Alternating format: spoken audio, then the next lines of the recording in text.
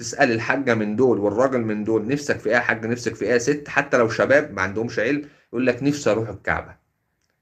ايه اللي انت عاوزاه من الدنيا يا ستي؟ تقول لك الحاجة اللي هي ما اروحش الغيط، البامية شوكتني وانا ما اروحش الغيط، اسمها ايه؟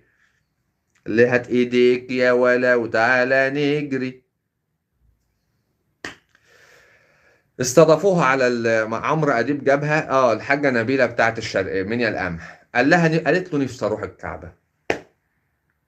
ف مفيش الناس، المستوى اللي هيجي لك السعوديه مش مهندسين ودكاتره واطباء وعلماء ذره.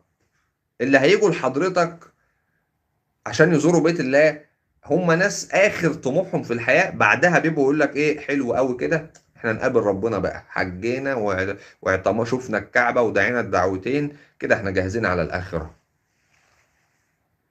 وبيبقوا عاملين جمعيه بالسنه والاثنين والثلاثه، ومقدمين في قرعه عشان خاطر يزوروا الحرم. انت حضرتك فاهم؟ ده حلم بس لمجموعه من غير المتعلمين اكتر من المتعلمين. على فكرة كلما ارتفع الفكر شويتين ثلاثة، مش هقول بيبعد عن الدين، بس ما بيبقاش الركن الخامس ضروري جدا في حياته. يعني ما اعرفش هتحبوا دي ولا تكرهوها، لكن هو ده اللي بيحصل. الانسان اللي معهوش فلوس والطبقة اللي هي مطحونة جدا، بيقعد كل همه عاوز يروح يحج، فبيحوش ويعمل حريص حرص شديد على الركن الخامس. الطبقات الاخرى بيعلو وتخش في دماغه بقى مسألة العلوم، واسيب العيال لمين وانا اجهز البيت احسن، واجيب بقر افضل، واشتاق اعمل مصنع احسن وبتاع. انما التاني يقول لك هبقى على الجنط بس اروح احج.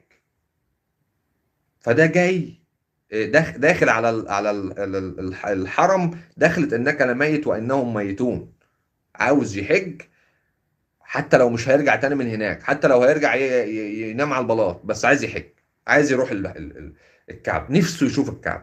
فبالتأكيد ده مش جاي يخرب، يعني مش عامل كل ده عشان يروح يخرب. وانت بقى فاكر ان الناس دي كلها على نفس الدرجة فممنوع الدخول هنا فكلهم مش هيدخلوا؟ يا عم ده بيبقى مكتوب له على بتاعة الوضوء، بيبقى 100 حنفية ولا بتاع، ومكتوب ايه؟ ما تطرطشوش ميه يا جماعه ورا، ومحطوط له بتاع نشافه وفوطه ومناديل والدنيا ماشي كده. يجي لنا في الصف الاول رجليه مبلوله طول الطريق على السجاد، كل ال 20 30 متر بتوع الجامع، تك تك كأن كان في بطه معديه من هنا، مسح رجله في كل السجاد. طب ما في ناس يا ابني هتسجد هنا بعد شويه بالجباه، هتحطها ازاي مكان الاقدام؟ طيب الجامع ما بيخلوش هوا شمس ولا بتاع، هننشفها فين السجاده؟ مصيبه سودة على اللي جابنا. طب ما هي هتكمكم يا ابني وتعمل ريحه وحشه، ما لا يعرف يا حبيبي. طب ما كاتبين لك ورق باللغه العربيه وبالعاميه، ارحم ام السجاده، ما يسمعش الكلام. طب ده بقى هيجي يحج عندك، خد بالك بقى، يعني احنا معلمين وكاتبين له ورق ولازقين له حنفيه وعاملين له الميه وحاطين له وراه دواسه ومدينه فوطه وعاملين له مناديل، ساب كل ده قال لك اصل كنت عاوز الحق الركعه الاولى. يا عم هنبقى نبدا بالركعه الثانيه عشان نرتاح. يعني نعمل ايه لدماغك والله؟ وبعدين تلاقي تاني يوم هو برضه، طب ما تيجي بدري يا ابني. هو احنا بنفاجئك باذان العصر؟ يعني العصر بنروح عاملينه في الساعه، انه بعد ربع ساعه ونفاجئك ونأذن ونصلي؟ ما هو معلوم يا ابني الوقت. بنصور الكاميرا الخفيه احنا في الجامع، ما تيجي بدري طالما امبارح بوظ السجاده. فتلاقي بقى ده شخرم الجامع بقى له 10 سنين بيشخرم فيه، ده بقى هيجي يحج فهتاخد لك شويه شخرمه كده. بس اوعى تضربه ولا تزقه ولا تزق مراته، لان هيكون منين؟ ما هما بيقعوا على بعض، فهيجيبها منين يعني؟ فهيبقى نفس السلوك. واكيد لو جه بقى بعياله عمل يحج، مش هتدوروا الضرب فيهم في الحرم يعني. احنا مستحملينه وبعتنه لكم بس 10 ايام يعمل عمره وراجع. احنا بقى بقى له 10 سنين معانا في الجامع، تخيل. اكيد مش هنلاقي فيديو له عامل ملايين المشاهدات مضروب علقه في الحرم. ده الراجل اتضرب بتاع 50 بوكس يا راجل. وفي الاخر اهو النهارده الراجل اتصلح. الناس كلها قاعده تقول له ما تتصالحش وما تعملش وخد حقك من السعوديين، دي فرصه العمر وودي عليهم واعمل شكاوى ولازم نسترد. انا ما اعرفش الناس اللي في مصريين رافعين شعار نسترد الحرم. هو الحرم كان مصري قبل كده؟ يعني انا ممكن تكون معلومه غايبه عني، ساعدوني. محمد علي اخضع الحجاز لحكم مصر على ابراهيم باشا ابنه.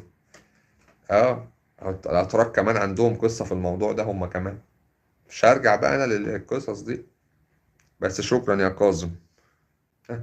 اسئلة من دي بتعذرهم ليه؟ اتفضل. ها. خلاص نقول لك السعوديين ولاد 60 في 70 ولابد من استرداد الحرم، وبصرة تبعت كتيبتين تحكم مكة، نعزلها عن الملك المملكة السعودية. ها ده يريحك؟ فلنأخذ من كل رجل قبيلة، ده قريب الليمبي.